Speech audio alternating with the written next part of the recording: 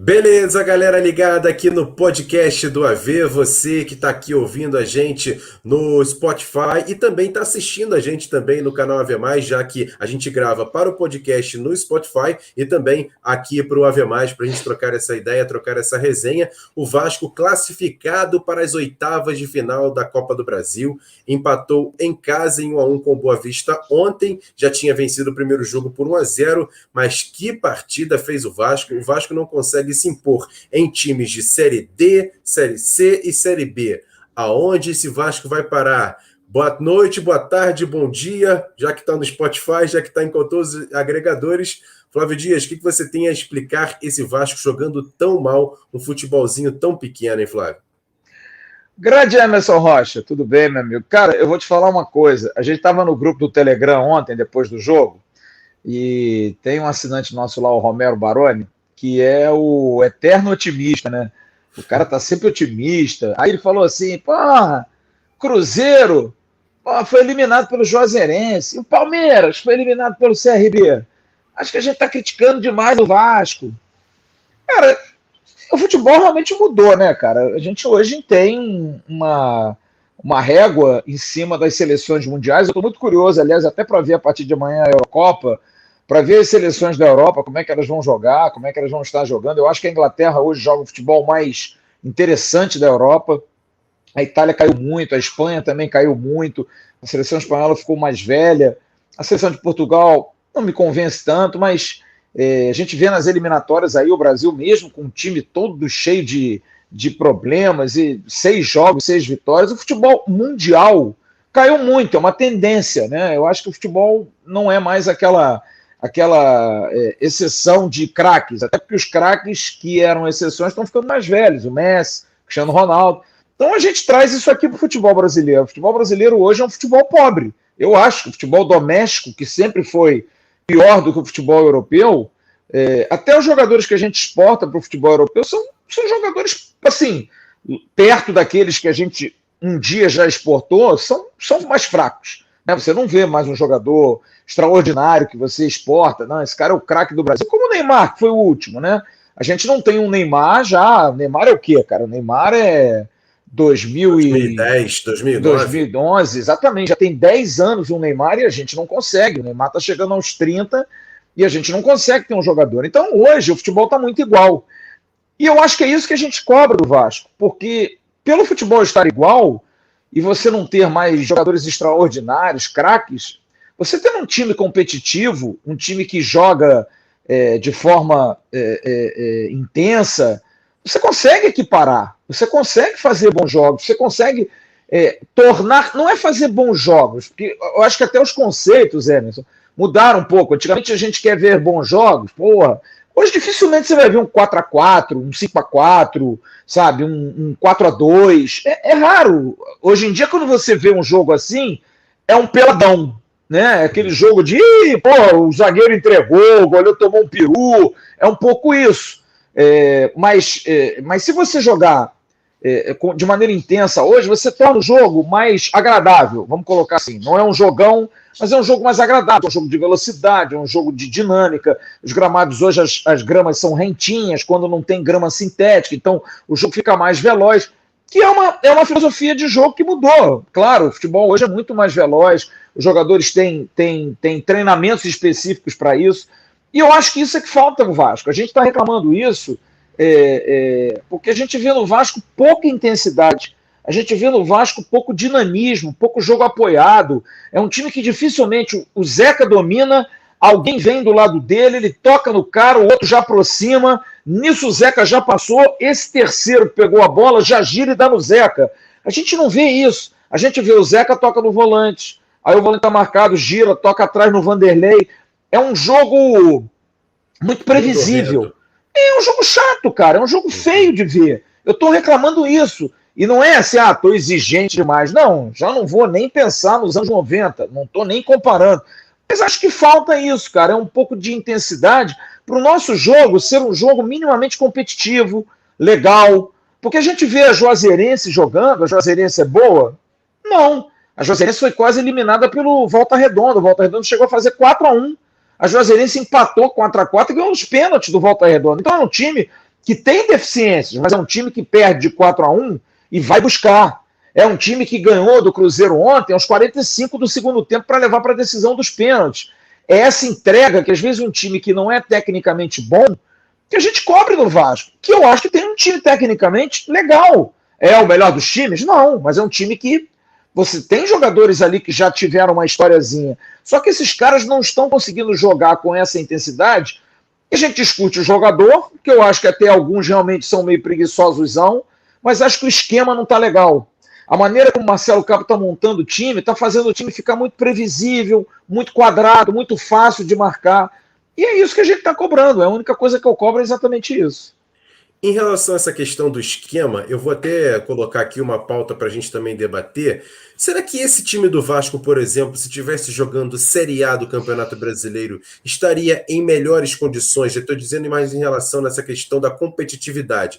Porque você para analisar, os dois times de Série A que o Vasco enfrentou esse ano, Flamengo e Fluminense, foram as melhores partidas que o Vasco fez. Na Série B, que esse time e esse esquema que o Marcelo Cabo implementa no time requer um time um pouco mais reativo, como é a palavra da moda, e o Vasco, quando vai ser protagonista, não consegue nem, por exemplo, um time de Série D contra o Boa Vista se impor em relação à técnica desse time adversário. Se o Vasco estivesse jogando, por exemplo, a Série A com esse elenco, com essa tática, seria bom, ou você acha que, por exemplo, passaria os mesmos perrengues? Não, eu acho que dependendo, é claro, os adversários são mais fortes e tem, mesmo diante da sua postura competitiva, que o Vasco, por exemplo, mostrou contra o Flamengo, tem uma opinião. Aquele jogo 3-1 foi um jogo perfeito do Vasco. Por quê? Porque o Vasco marcou muito bem, em primeiro lugar, porque ele jogou contra um time melhor, então ele precisa marcar melhor, e foi letal na hora que precisou decidir. O Vasco deu ali 4, no máximo 5 chutes a gol e fez 3 gols. Só que você colocou uma questão que é muito discutida hoje pelo torcedor. Tem gente que leva para o lado pessoal, eu não levo. Eu acho que a posição do Vasco hoje é uma posição de um clube que caiu pela 4ª vez, de um time que, tudo bem, vai que não cai, mas que seja ano que vem, tá? A gente sobe. Ano que vem, o Vasco vai ter no seu histórico 4 quedas, crises políticas, crises financeiras, todo mundo sabe disso. O mundo do futebol sabe disso. Pô, esses caras estão chegando aqui, esses caras caíram de novo ano passado, né? Pô, os caras estão duros, estão sem grana, pô, o CT deles é piada. Eu acho que tudo isso, Emerson, vai para dentro do campo, acaba indo para dentro do campo. E eu acho que isso faz com que o Vasco em si jogue de uma maneira mais retraída, porque é a maneira que você tem na segurança de ter mais chance de não perder. Parece duro isso que eu vou dizer, mas é a realidade. O Vasco hoje, quando joga contra um time de Série A, está muito mais preocupado em não perder, e para você não perder, você tem que ser mais competitivo, você tem que correr, você tem que se desdobrar, e você precisa ser cirúrgico. É por isso que a Juazeirense ganha do Cruzeiro, é por isso que o CRB elimina o Palmeiras. Não estou querendo comparar, tá? Não estou dizendo que o Vasco é o CRB nem a Juazeirense, mas é filosofia, é pensamento. Então eu acho que o Vasco jogaria de uma maneira mais segurando, buscando o melhor lance. Menos responsabilidade, né? Isso, exato. Eu acho que nem responsabilidade, eu acho que até não, porque ainda pesa a camisa. Mas eu acho que com mais cautela, mais estudo. Porque você, para evitar que o adversário mais poderoso vença, você precisa estudar mais o adversário. Você precisa entender mais o adversário. Agora, quando você é muito bom e você precisa tomar as rédeas do jogo, às vezes a sua individualidade vale mais do que o coletivo. A sua individualidade consegue sobrepujar um bom coletivo adversário. Eu vou dar um exemplo.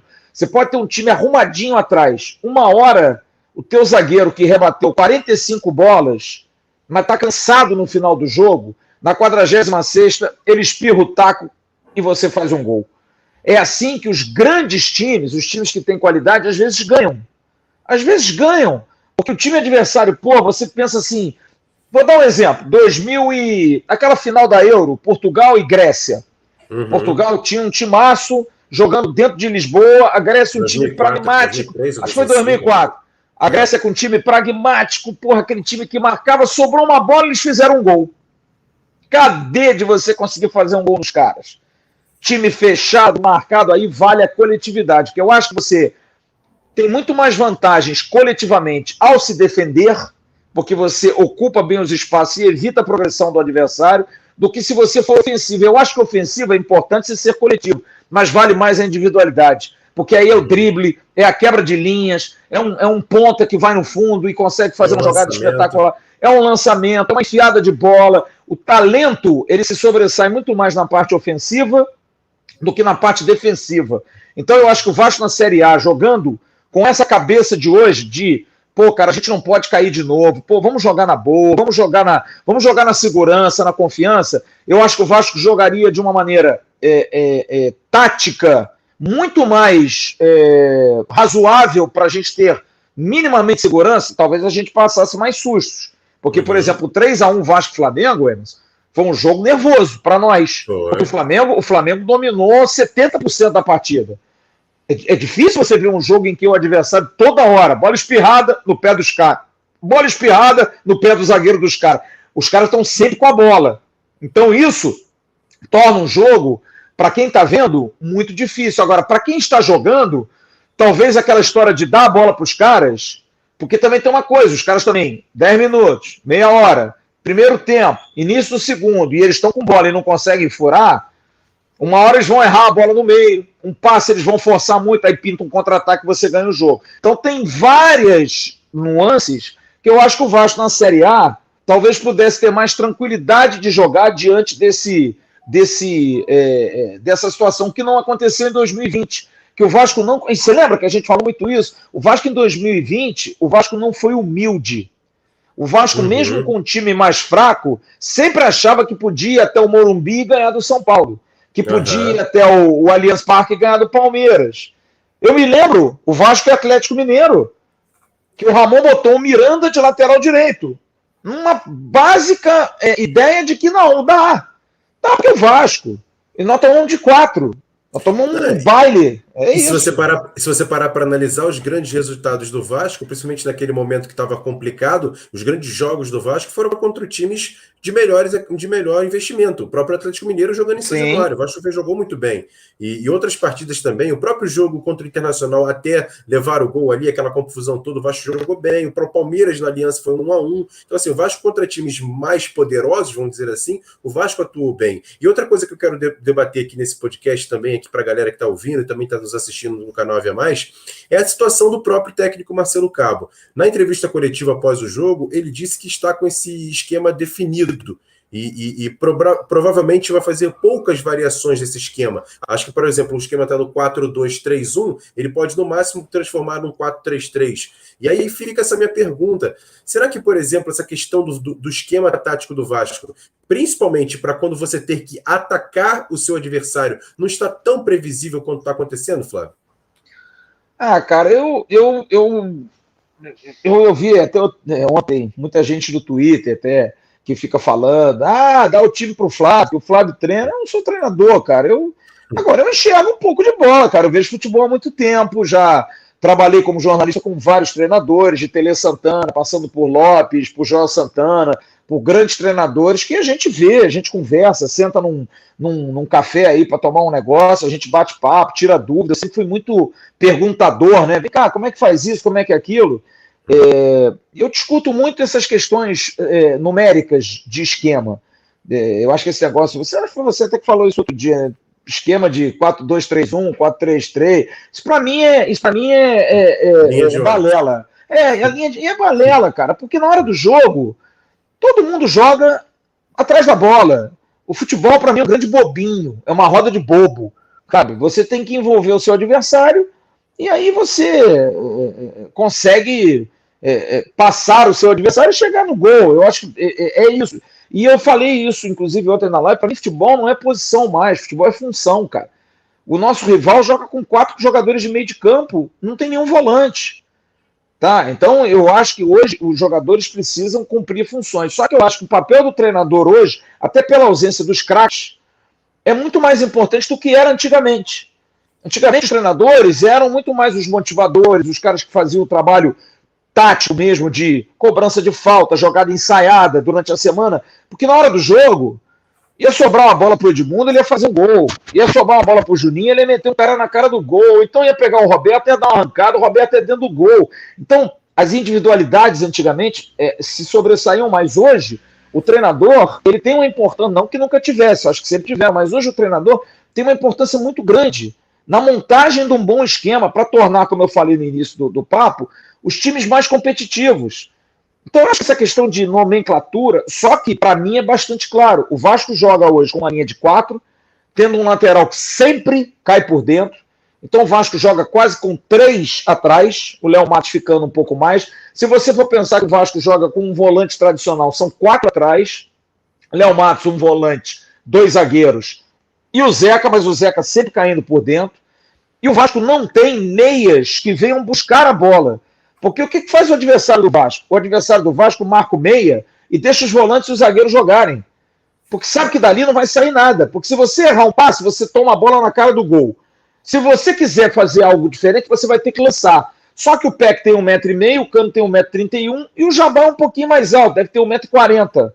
Então não é a melhor bola. Essa bola do Vasco ela tem que sair rodando. Agora, para sair rodando, você precisa ter posse de bola. Eu acho que o Vasco não tem posse de bola com 3 jogadores do meio e 2 jogadores de velocidade espetados.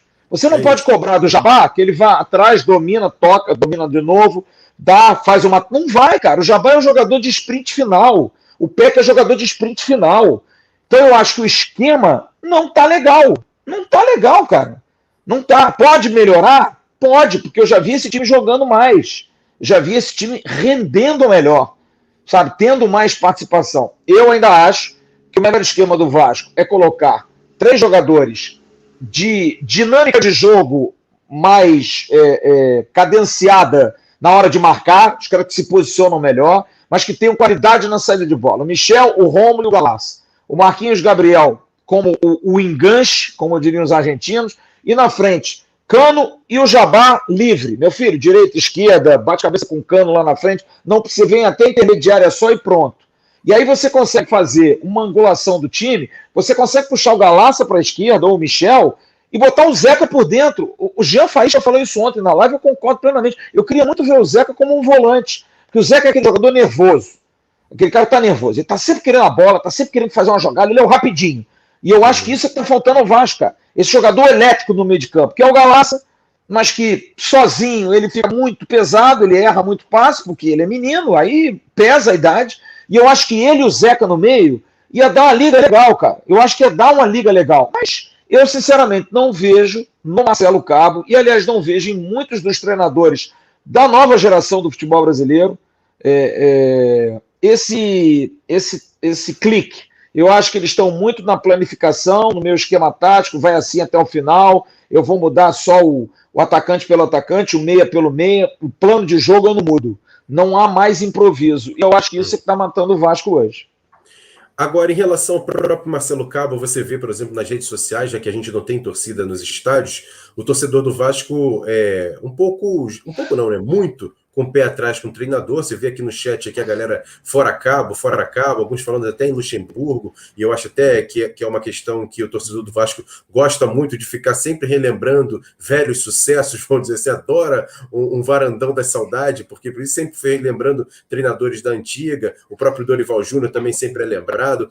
Mas você acha que, por exemplo, com o Marcelo Cabo, o Vasco ainda tem jeito? E outra pergunta, o Vasco contra o Fluminense, que foi uma dessas grandes partidas que o Vasco fez nessa temporada, jogou com 3 volantes, Bruno Gomes, André e Galassa, e conseguiu sair bem. Até depois entrou o Carlinhos, também teve a entrada ali de outros jogadores, o Figueiredo e o Laranjeira também entraram naquela partida no segundo tempo, modificaram um pouco o Vasco naquela situação, mas jogou com 3 volantes ali, que sabiam até, de certa maneira, jogar, sabem jogar. A gente pode questionar a questão da intensidade de Bruno Gomes e de André, mas a gente sabe que os dois sabem jogar bola. Mas eu queria perguntar para você, o Vasco tem jeito com o Marcelo Cabo, ainda tem condição de melhorar o time? E outra questão, essa questão dos 3 volantes, torna o time mais defensivo, que se eu pegar em numeração, são 3 jogadores mais defensivos. Ou você acha que não, mesmo com os jogadores ali, 3 volantes, você tem condição de liberar mais os jogadores? Por exemplo, a gente vê Gabriel Peck e Léo Jabá sempre voltando para marcar lateral. E isso chega lá na frente e acaba eles não conseguindo render, né? Cara, eu acho que o Marcelo Cabo, eu fui um dos defensores da vinda do Marcelo Cabo. Eu acho que o torcedor também ele fica muito em cima da gente. Vocês trituram o treinador, vocês querem que o treinador saia. Não, A gente não quer que o treinador saia. Na verdade, no caso do Marcelo Cabo, eu acho que mais ainda, porque a gente já viu o time do Vasco jogar bem nesse campeonato, nesse ano, com ele, nesses 19 jogos. E acho que ele já fez bons trabalhos que comprovam a capacidade dele. Só que a gente não vive lá dentro, a gente não sabe o que pode estar passando. Se talvez ele possa estar com algum problema, se ele não está sentindo à vontade, se de repente ele não está assim confortável com alguma situação, não sabemos, não queremos acreditar que esses fatores externos possam estar atrapalhando, até porque quem vai rodar é ele. Então eu acho que ele tinha que acordar. Mas eu acho que ele tem capacidade, James. Acho que ele é um bom treinador, acho que é um cara que já mostrou por conceitos que ele consegue fazer boas equipes, mas, volto a dizer, me amedronta muito essa questão dos novos treinadores, essa dificuldade em ver que há variedade no futebol. Eu vou citar de novo o Jean Faísca, que citou um exemplo na sexta-feira passada no jogo da Seleção Brasileira, quando o Tite, que era muito assim, o Tite sempre foi assim, o Tite na Copa da Rússia, muita gente criticou, e eu fui um deles, o fato dele também só trocar o 6 por meia dúzia sempre. Era raro ele fazer uma mudança que pudesse dar uma dinâmica maior ao time. Você vê hoje o Tite, coloca o Neymar para jogar de meia. No jogo contra o Equador, ele ia colocar o Gabriel Jesus no lugar do Richarlison. E aí o Fred, volante, sentiu. O que ele fez? Ele manteve o Gabriel Jesus, mas fez uma alteração tática. Ele recuou um pouco o Lucas Paquetá para ser segundo volante no lugar do Fred, trouxe o Neymar para jogar na meia e enfiou o Gabriel Jesus, mas ele mudou em 3 posições quando ele só ia fazer uma alteração. Ele ia tirar o Richarlison e entrar o Gabriel Jesus. Simples. E eu acho que esse é um processo de evolução, que o Tite, talvez pela porrada que tomou na Rússia, tenha aprendido. E acho que o Marcelo Cabo é inteligente, é um cara que já trabalhou fora, é um cara que pode dar uma mudança nisso. Eu quero crer. Não quero crer que o Marcelo Cabo esteja cego ao ver o jogo, até porque já ouvi de pessoas dentro do Vasco que já disseram a ele: Marcelo, diga ao torcedor do Vasco que o time não está jogando legal ainda, você tem esse direito, você não pode ficar com essa dúvida de não, vou ferir os jogadores, não, para com isso, porque no final não vão mandar os 30 jogadores embora, vão mandar você embora. Não é também acusar os caras de tudo, não, mas dizer, olha, não está legal, meu time precisa melhorar, não gostei. São expressões que o treinador de futebol pode usar, gente. Não gostei, acho que eu não estou fazendo legal, tem que mudar alguma coisa, não está bom. Então eu acho que essas coisas precisam ser faladas. E acho que o Marcelo Cabo pode acordar. Agora, essa questão dos 3 volantes, é o que eu te falei. Eu não quero mais ver futebol assim, Emerson. Eu não quero ver mais jogador com posição. Para mim, jogador de futebol hoje tem que ser moderno, como o Paquetá, que era meia, e foi colocado de volante e está jogando. Joga no Lyon como volante. Chegou a jogar de centroavante no rival. Sabe? O Neymar joga em todas as posições. Joga na meia, joga no ataque, joga pela direita, joga pela esquerda. Eu acho que o jogador hoje precisa ser dinâmico. O Marquinhos, volante, o zagueiro joga de volante, joga de lateral. Então eu acho que o jogador ele precisa fazer funções. E acho que função tática é o que está faltando ao time do Vasco.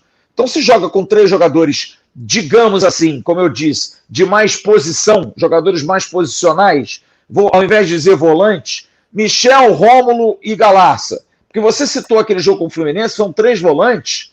Tudo bem, o André é mais lentão, mas são 3 volantes jovens.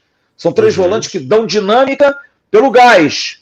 E também porque o adversário nos pressionou. Porque o Fluminense tem Martinelli no meio-campo. Eu não me lembro do time do Fluminense daquele jogo, mas sei que o Nenê jogou. Foi o Nenê que fez o cruzamento, inclusive, para o Fred fazer o gol. Isso. O Fluminense tem o Iago Felipe, que é um volante que gira muito. Então eu acho que quando o adversário também compete, eu acho que o Vasco compete bem. Quando o adversário não compete, fica só atrás, eu acho que é aí que o Marcelo Cabo tem que fazer a variação de jogo. Porque se ele ficar no 2 volantes, 3, sendo 2 pontas e um meia e um centroavante, ele não vai fazer gol em ninguém, cara. Não vai fazer. Não tem como, cara. É impossível. Porque os adversários se fecham em 2 linhas de 4. Você ataca com 2, 3 no máximo, você não vai conseguir, cara. Você não tem um driblador. Se você tivesse um driblador, você pode até quebrar uma linha dessas. Mas não tem. O Vasco não tem um driblador. É aquela situação que a gente fala da falta de um ponta burro. De um jogador que às vezes vai quebrar uma defesa e vai conseguir deixar o time minimamente em vantagem numérica. O Vasco hoje não joga na superioridade numérica. O Vasco sempre tem menos jogadores do que o adversário. Por isso que o Vasco não consegue fazer gol porque o Vasco fez um gol ontem contra o Boa Vista, num lance de bola búrica. Foi mérito do Germancano, que ele estava bem posicionado, mas o Vasco fez contra a Ponte um gol de pênalti. O Vasco não fez gol contra o Operário. O Vasco fez um golzinho magro contra o Boa Vista. É bom lembrar que no final, quase, se não fosse o Vanderlei, que aliás nos salvou 2.700.000, pode botar na conta do Vanderlei, ele salvou nos 2 jogos, e os jogos contra o Botafogo, que nós ganhamos o primeiro porque o Botafogo entregou, e nós perdemos o segundo tomando um chocolate. Então, se isso não é visível para o treinador do Vasco, cara, é preocupante, mas eu ainda acredito nele. Ele fala, por exemplo, na coletiva, 2 coisas que me chamam a atenção. A primeira é que ele fala assim, o Vasco esteve no último terço de campo 40 e poucas vezes, falta afinar a questão da jogada ofensiva ali, que o Vasco sempre está lá na frente. Só que você está ali na frente sem produzir é muito complicado. E se você parar para analisar, por exemplo, uma das questões, logo quando ele começou o trabalho dele, era o Vasco sempre sofrer gols. E ele sempre era questionado nisso. Ele falava assim, se a defesa tomar um gol e eu fizer 4 lá na frente, ninguém vai ficar te reclamando. Só que esses 4 agora secaram, né? O Vasco, nesses últimos jogos, marcou muito poucos gols, como você disse. E outra situação que eu quero levantar com você, Flávio, é a seguinte. A preparação física do Vasco, eu vejo até algumas pessoas aqui no chat também falando sobre isso. O que você acha em relação ao preparo físico do time do Vasco? Isso chama atenção? Você acha que, por exemplo, o time está desgastado? Não está? Até porque, até a hora que começou a Série B do Campeonato Brasileiro, o Vasco jogava praticamente um jogo por semana. Então, eu queria saber o que você acha, por exemplo, da questão física do time do Vasco hoje. Cara, eu acho que não dá para a gente medir, não, Emerson. Eu acho que essa questão física, eu não acho que seja o problema do Vasco não estar correndo. Eu acho que o time está correndo errado. É diferente, mas muito, volto a dizer, pela questão tática. O jogador corre errado. Se você deve se lembrar, no jogo de ontem, teve um lance no final da partida que o Léo Matos rouba uma bola na lateral direita do Vasco no campo defensivo. Ele evita a lateral e ele vai até a linha de fundo do Boa Vista. Faz o cruzamento, o zagueirão tira e bota na linha de fundo. É um pique de, sei lá, quase 60 metros, 70 metros, sei lá quanto que é ali, aos 40 e tantos do segundo tempo. Então eu não acho que o problema seja ainda questão física. O que me preocupa, por exemplo, é ter um jogador como o Castan, que é um jogador importante, que tem 35 anos de idade e que não consegue voltar. Aí é uma questão também de preparação física. Porque se ele se lesionou, porque ele se lesionou naquele jogo com o Botafogo, sentiu uma pontada na coxa, essa é uma preocupação que eu tenho, porque nós temos muitos jogadores veteranos, tudo bem com contrato de produtividade, que não é o caso do Castan, mas é muito bonito esse negócio. Não, a gente não está pagando, ele não está jogando, a gente não está pagando. Tá, mas quem está jogando? Aquela história do quem está tomando conta da lojinha lá, né? Então não adianta nada, não pago ninguém porque os caras não jogam. Beleza, mas quem é que joga? Teu time entra em campo ou é o time só da produtividade? Então, a minha questão é muito mais preparação física, é a longevidade da campanha. Nós estamos em junho ainda, o campeonato vai até novembro, dezembro, então eu acho que tem muita coisa pela frente. Mas volto a dizer, a minha preocupação é dos jogadores estarem até se desgastando sim, por conta de estarem correndo errado. Eu acho que precisa dar uma melhorada nessa questão de posicionamento, porque se a bola corre, o jogador não cansa. E acho que hoje o Vasco está correndo, os jogadores do Vasco estão correndo mais do que a bola. Os jogadores do Vasco, por exemplo, fazem uma coisa que fizeram ontem várias vezes, de pegar a bola e sair correndo com ela. Você desgasta, facilita a marcação e é improdutivo, porque uma hora vão tomar a sua bola. Uma hora vão tomar. Então, Jabá corria pra caramba, o Peck corria pra caramba, e aí? O que adiantava? Não adianta nada. É muito mais fácil você dominar, tocar e receber na frente em velocidade em progressão. Você conseguiu ludibriar o seu adversário fazendo uma tabela. No individual, amigo, só se você for o Garrincha, só se você for um Renato Portaluppi, porque senão, cara, e hoje em dia não tem mais esse tipo de jogador, não. Verdade. Outro assunto que eu queria bater com você é a questão da Copa do Brasil. Eu vou lembrar, por exemplo, aqui o ano de 2011 que o Vasco conquistou essa competição. Se parar para analisar, o Vasco na primeira rodada venceu por 6-1, tal, ok? Mas depois, nas outras fases, o Vasco sempre passou perrengue. Lembre do jogo contra o ABC, aquele 2-1 suado em São Januário, com o gol do Bernardo no finalzinho, 0-0 no primeiro jogo. No segundo jogo, o Vasco tomou o primeiro gol, e depois com o gol de pênalti do Alexandre, e depois o gol do finalzinho do Bernardo conseguiu a classificação. E a gente pode falar sobre os jogos também, por exemplo, contra o Náutico, também que foi complicado. Depois o próprio duelo com o Atlético Paranaense, com aquele gol já quase nos minutos finais do Elton de cabeça, tomou um gol e logo em seguida fez o gol de empate 1-1, conseguiu uma classificação depois de empate em 2-2 fora de casa. O jogo contra o Avaí empatou em casa em 1-1, foi buscar o resultado fora. Contra o Curitiba, afinal, a gente nem lembra, porque o primeiro jogo foi 1-0, depois perdemos o segundo jogo. Ou seja, na Copa do Brasil daquele ano, mesmo que o Vasco venceu, passou perrengue em todas as fases. E você acha que, por exemplo, assim, a gente vê alguns times do Cruzeiro, Palmeiras sendo eliminado, alguns times de Série A também sendo eliminados, você acha que, por exemplo, mesmo jogando desse jeito, dependendo de sorteio aí, de times que o Vasco vai enfrentar, o Vasco consiga avançar ainda mais? São 16 clubes agora que estão faltando nessa competição, nessa Copa do Brasil. Você acredita que dá para chegar lá na frente? Cara, acreditar a gente sempre acredita, mas sinceramente, se o Vasco continuar jogando assim, é tragédia anunciada. Eu falei ontem na live, me lembro o Copa do Mundo 2014, aquela bola na trave do Pinilha, todo mundo sabia que ia dar problema alguma hora, não era toda hora que a bola ia bater na trave. Mas aí nós passamos, beleza. Aí depois contra o Chile nós pegamos... Colômbia. Não me lembro. A Colômbia. Ganhamos da Colômbia lá em Fortaleza 2-0, né? Isso. Mas foi um jogo duro. Foi um jogo duro. E aí nós viemos para enfrentar a Alemanha. E dançamos, cara. E dançamos.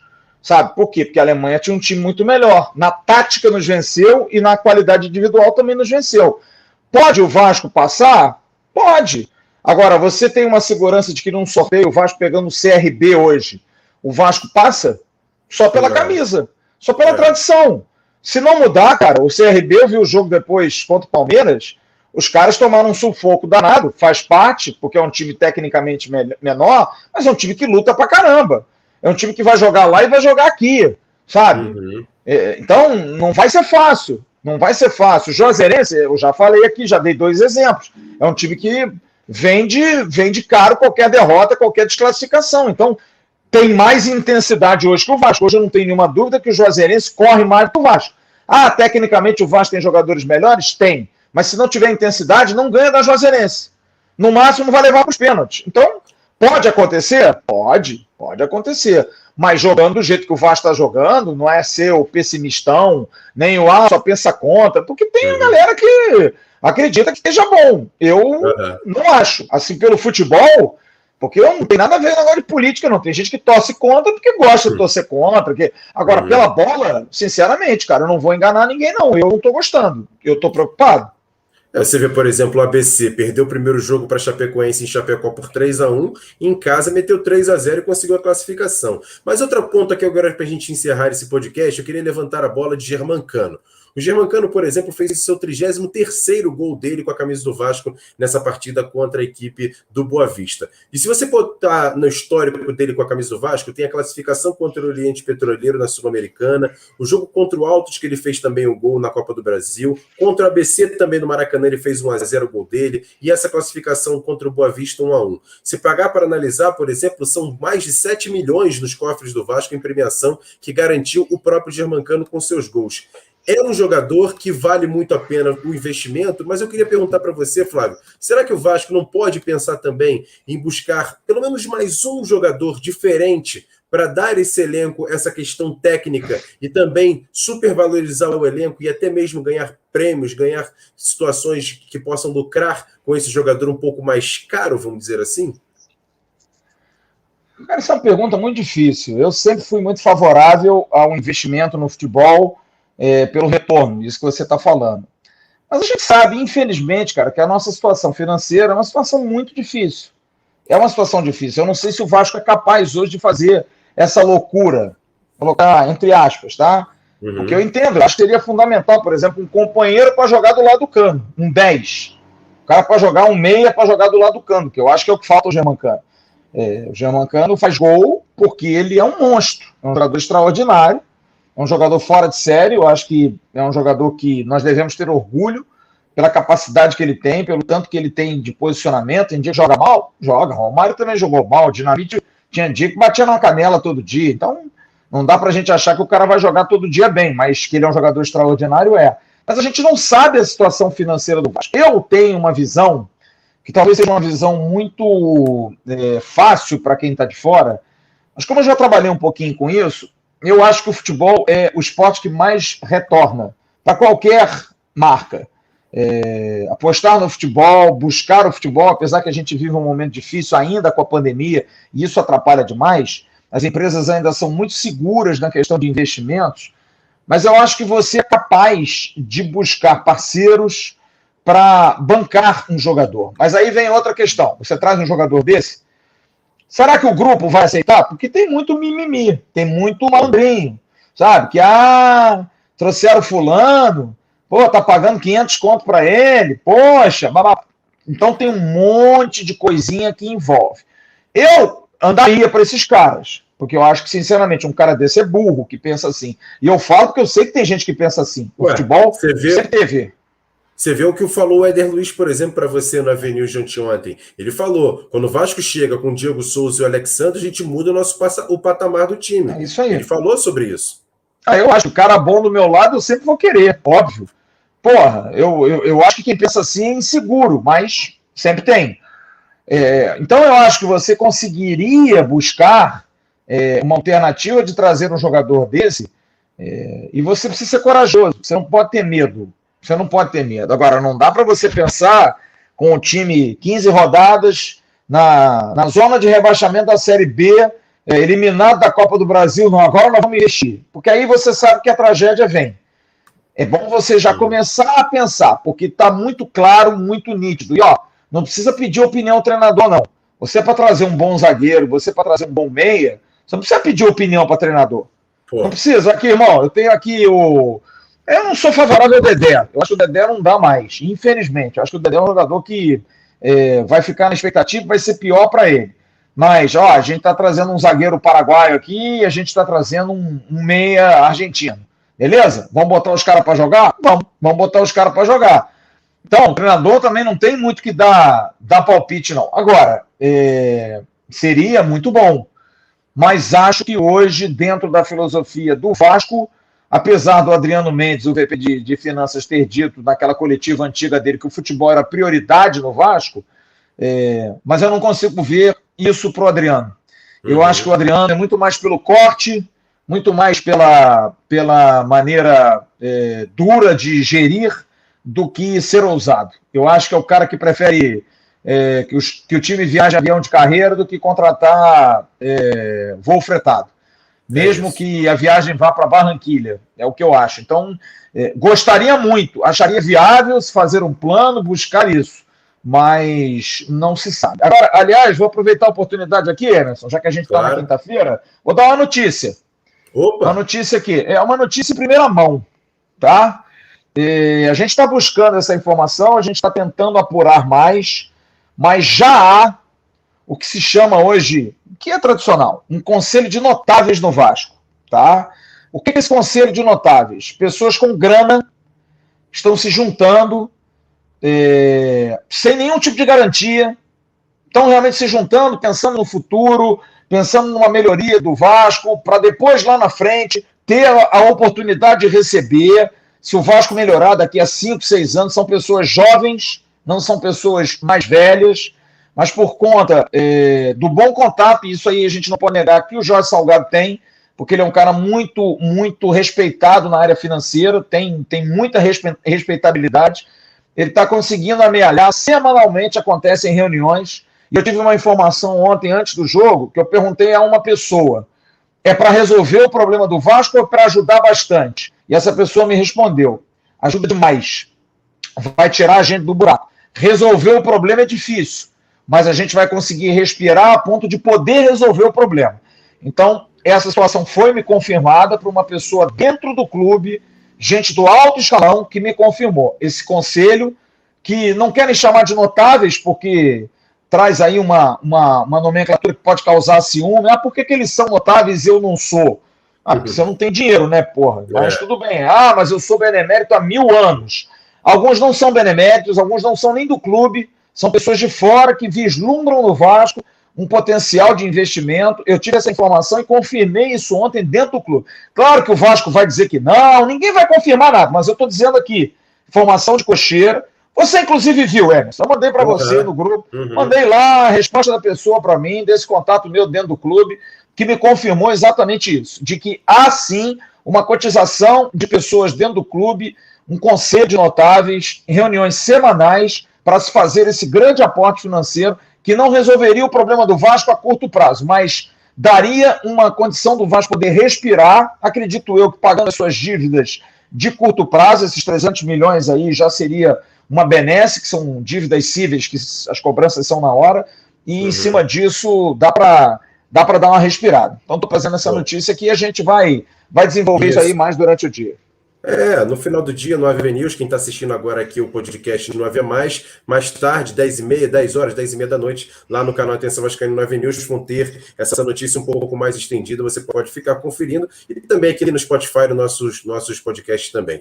Para fechar rapidamente, falando em relação ao Germancano, ele agora está a 4 gols do Silvio Paródio, do paraguaio, que tem 37 gols, para se tornar o segundo maior artilheiro estrangeiro da história do Vasco. Não é pouca coisa não, Germancano está demais. Esse é o nosso podcast, você que está conferindo aqui no Spotify, compartilhe nas suas redes, nos seus grupos de WhatsApp e Telegram, pega só o link aqui do Spotify, manda para a galera toda, você que está assistindo aqui no AV+, se inscreva no canal, dá o like nesse vídeo, é importante demais apertar aqui no curtir e, claro, compartilhar também esse vídeo nos seus grupos de WhatsApp, Telegram e Facebook, e você vai ficar sabendo mais sobre essa notícia que o Flávio deu agora no nosso AV News mais tarde lá no canal Atenção Vascaínos. Grande abraço, obrigado pela audiência, sempre que a gente aqui. E quando você quiser mandar aqui uma pauta, qual é o e-mail agora novo da pauta, Flávio? Conta para pautas@atençãovascaínos.com.